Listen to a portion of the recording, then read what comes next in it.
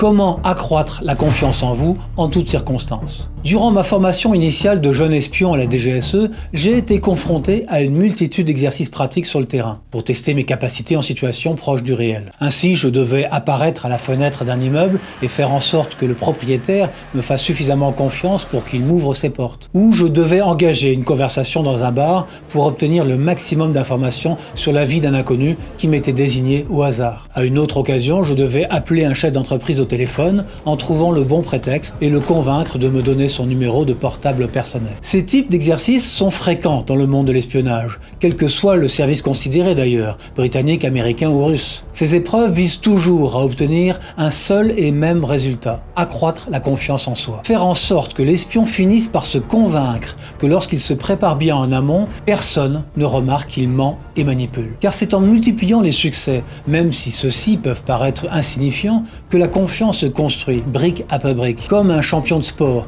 qui devient de plus en plus irrésistible à mesure qu'il enchaîne les victoires. Mon conseil est donc simple. Si vous faites un jour une tâche pour laquelle vous vous sentez insuffisamment armé ou que vous vous sentez emprunté, vous devez à votre tour vous entraîner et répéter vos gammes. Vous avez du mal à parler en public par exemple? Eh bien saisissez toutes les opportunités pour vous exprimer devant des personnes de votre entourage, puis augmenter progressivement la difficulté avec des inconnus de plus en plus nombreux. Si les espions s'entraînent comme des sportifs en répétant les efforts et les réussites pour accroître la confiance en leurs propres capacités, c'est bien que la méthode fonctionne. Pour franchir un obstacle, il faut parfois faire une pause et s'entraîner. Et c'est juste normal. Il est ardu de s'imposer d'un seul coup d'un seul. Prenez donc le temps de monter en gamme étape par étape.